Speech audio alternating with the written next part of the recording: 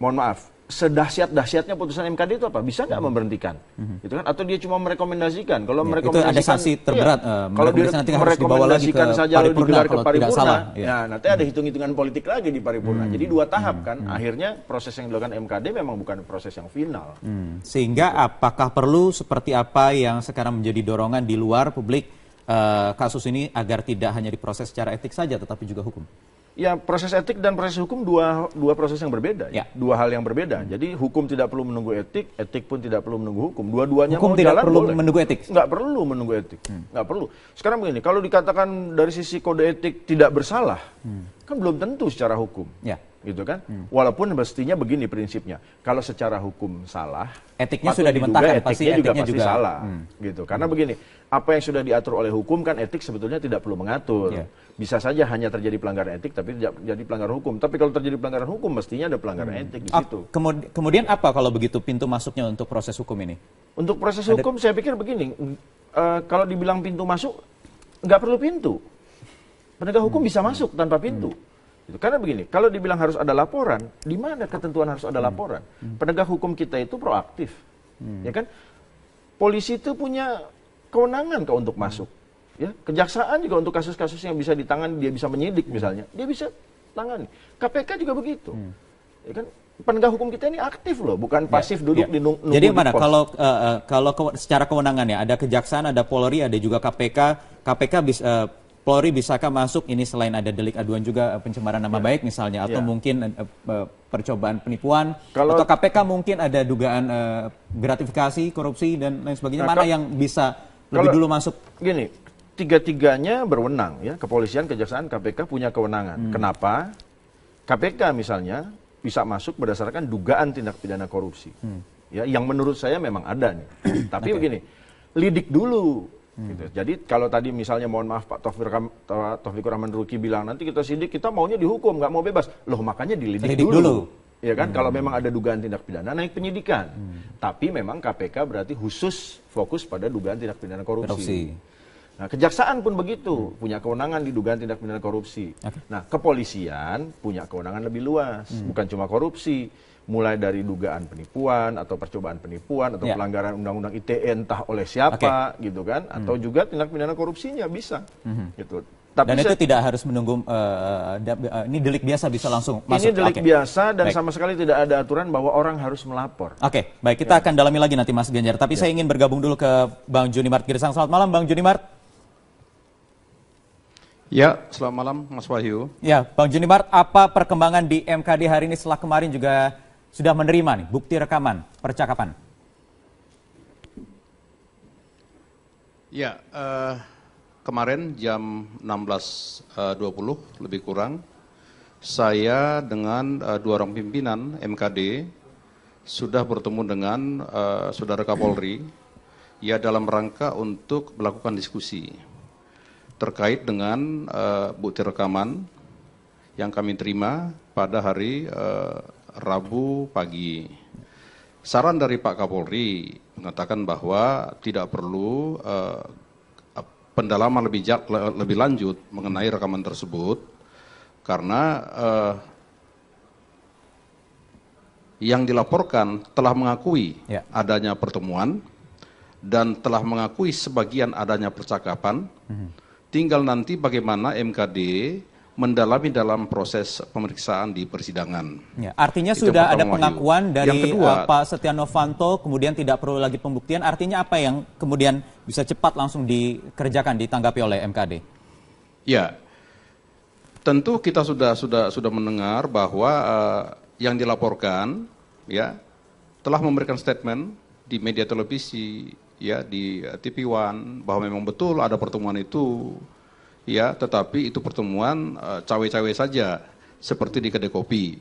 Itu dulu kata kuncinya. Nah yang kedua tadi kami sudah melakukan rapim pada jam 10.30. Hasil keputusan rapim memutuskan bahwa hari Senin kami akan melakukan rapat internal anggota ya dalam rangka menerima hasil verifikasi dari tenaga ahli.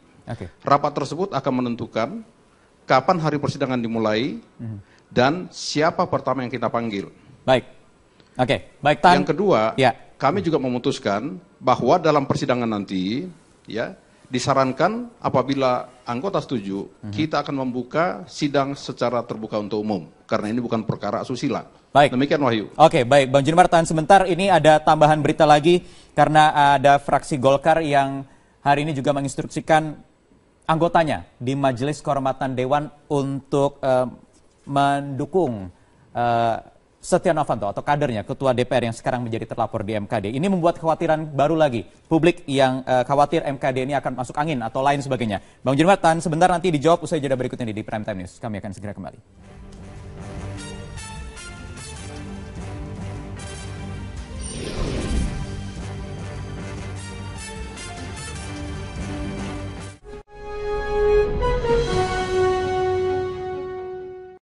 Ya, kembali di Prime Time News. Saya sudah ada pertanyaan tadi ke Pak Bang Junimar, tapi saya minta dikonfirmasi dulu dari luar dulu, dari Mas Hanta dulu. Mas Hanta, ada instruksi tadi langsung dari Ketua Fraksi Golkar, Pak Ade Komarudin, agar anggota MKD yang berasal dari fraksi Golkar untuk mensupport Setia Novanto.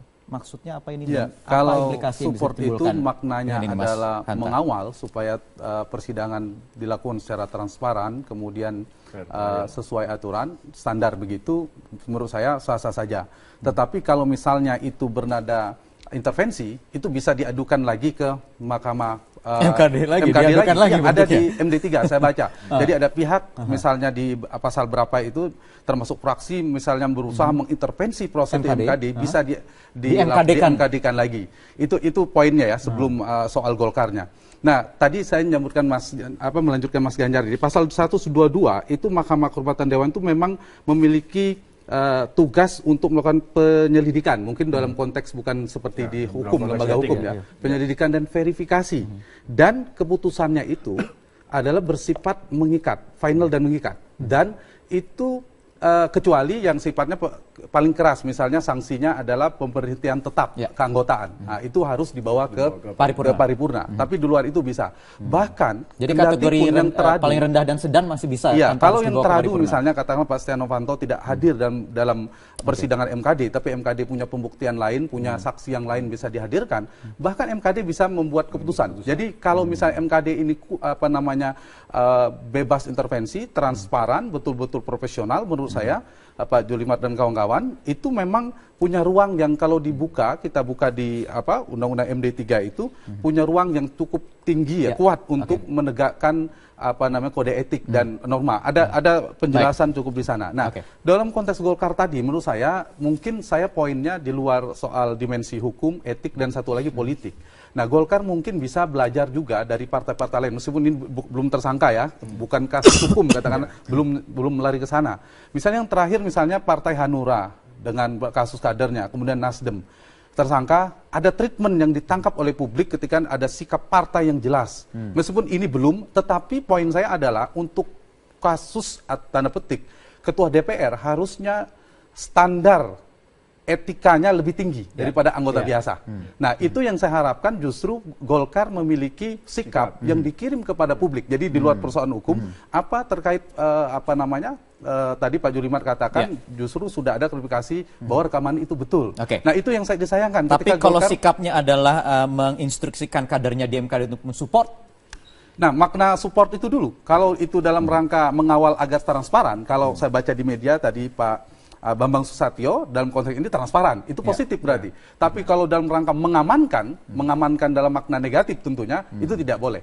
Justru bisa diadukan lagi ke MKD, tidak boleh mengintervensi proses di MKD. Ini yang saya pikir perlu dipertimbangkan oleh Golkar. Karena ini kan posisi ini yang paling cepat itu Golkar bisa ngambil keputusan. Karena ketua DPR-nya dari Golkar, kalau Golkar memutuskan partainya lewat fraksi kemudian menarik pun misalnya, karena pertimbangkan untuk menjaga kehormatan dan lain sebagainya, kemudian diganti dengan nama lain, itu bisa juga sebenarnya. Jadi sekali lagi jangan sampai kata mensupport atau memberikan dukungan itu salah tafsirnya macam-macam ini. Baik. Kata-kata supportnya kan memang bisa ditafsirkan macam-macam Iya, tadi iya, itu. betul. Tapi kita lihat begini secara jernih, yang sedang butuh disupport ini siapa? Iya. MKD. Iya. Jadi kalau Golkar mengeluarkan kata-kata mensupport Setia Novanto, Novanto, itu berarti indikasi harus intervensi. ditafsirkan yang lain. Intervensi? Bukan Intervensi. transparansinya. Oke, Iya. Bang Juni Mart yang bisa Maksud menjawab saya ini sebagai secara- wakil. Iya, secara politik Iya. keluarkan aja pernyataan Golkar mendukung. Bang Juni Mart, silakan jawab sebagai wakil lebih terang, ketua ya. Mahkamah Kehormatan Dewan yang mulai dikhawatirkan ini akan ada intervensi nih, Bang Juni Mart.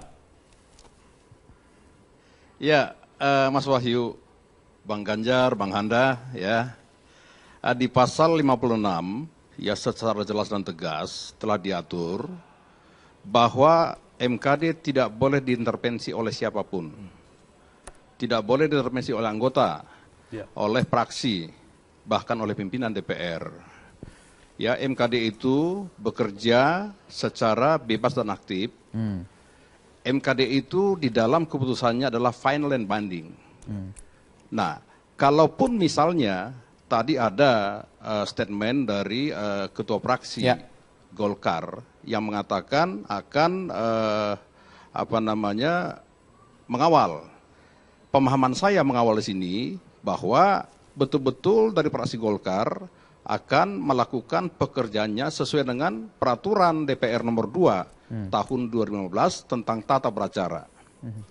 Oleh karena itu, saya juga memintakan tadi di dalam Rapim agar persidangan perkara ini dibuka saja secara terbuka. Untuk umum, karena memang tata beracara ya membuka peluang untuk itu. Supaya masyarakat Indonesia bisa melihat langsung bagaimana para anggota MKD, para pimpinan MKD di dalam bersidang itu betul-betul menunjukkan bahwa mereka bekerja secara objektif dan transparan. Demikian Wahyu. Dari mulai penyelidikan sampai nanti pemanggilan pihak-pihak di MKD itu semua terbuka, Bang Juni Mart ya? Tentu, karena ini kan bukan perkara asusila, Wahyu. Baik. Tapi balik lagi Bang, tadi itu ada sikap dari ketua fraksi Golkar, walaupun tadi tafsirannya bisa macam-macam, mensupport atau mengawal. Kalau tadi dikatakan MKD itu tidak boleh diintervensi, tapi ini maknanya ini kan bisa bermacam-macam. Seharusnya kan kalau mau memberikan pengawalan, mensupport atau dukungan kan bukan untuk ke terlapor, tetapi juga ke MKD-nya seharusnya, Bang Juni Mart. Ya.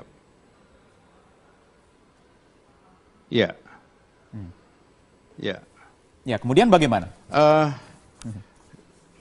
Justru karena itu ya kita ya meminta agar betul-betul MKD ini dikawal di dalam proses pemeriksaan sesuai dengan laporan Pak Sudirman Said. Nah, kalau tentang pertanyaan pemanggilan para saksi, pemanggilan teradu, memang di tata beracara itu ya tidak diatur tentang bagaimana kalau seandainya teradu tidak datang. Yang diatur adalah para saksi kalau sudah dipanggil secara patut tidak datang, maka Mahkamah Kehormatan Dewan bisa meminta bantuan kepolisian untuk memanggil secara paksa. Itu diatur di sana. Nah, bisa itu memanggil bagaimana caranya paksa kalau dengan misalnya bantuan teradu kepolisian? tidak mau datang? Oke. Kalau saksi. Tetapi saksi, kalau untuk teradu tidak diatur di sana. Ya, tapi tentu kita juga punya hak untuk melakukan terobosan. Saksi saja bisa dipanggil secara paksa. Apalagi teradu. Kan begitu. Jadi ini menjadi terobosan kami nantinya, dan tentu kita berharap ya bahwa si teradu ini ya betul-betul hormat kepada peraturan, hormat kepada jabatan, hormat kepada Jadi MKD bisa in absentia lembaga ini, DPR. Bang, Ya datanglah. Bang Juni Mart tadi Mas Ganjar tanya, jadi ini bisa sidang in absentia juga dong MKD atau ternyata bagaimana? bisa in absentia ini Bang ternyata ya. Bisa saja. Karena pembahasan putusan juga ya di dalam tata beracara ya tidak harus dihadiri oleh teradu. Itu di tata beracara. Dan mungkin perlu digarisbawahi juga, Bang. Harus kita akui bahwa perlu digarisbawahi seandainya yang diundang itu tidak datang, itu menegaskan dugaan terjadinya pelanggaran etik tadi itu. Ya, memang perkara yang sebelumnya misalnya Donald Trump, saya mengatakan justru kalau misalnya teradu itu ingkar janji, ini bagian dari pelanggaran kode etik. Kan begitu. Tapi satu hal yang kita lupa, masyarakat Indonesia lupa, bahwa apabila seorang anggota DPR sudah pernah diputus bersalah, ya ringan, sedang, atau berat untuk pemberhentian 3 bulan, maka putusan tersebut menjadi bagian pertimbangan nanti dalam sidang MKD dalam mengambil keputusan. Ya, Ya. Ini menjadi kata kunci nanti dalam persidangan. Berarti ada pemberatan, berarti ada pemberatan di sidang kali ini ke arah berarti. situ ya. Karena Oke. sudah melanggar sebelumnya. Ya, oke. Baik Ya, Bang Junmar, nanti pemberatan. kita harus jeda dulu, nanti kami akan lanjutkan, termasuk tadi ada pertanyaan yang mungkin nanti harus dijawab juga oleh Bang Junmar terkait kewenangan MKD ya, apakah juga bisa membedah substansi dari isi rekaman percakapan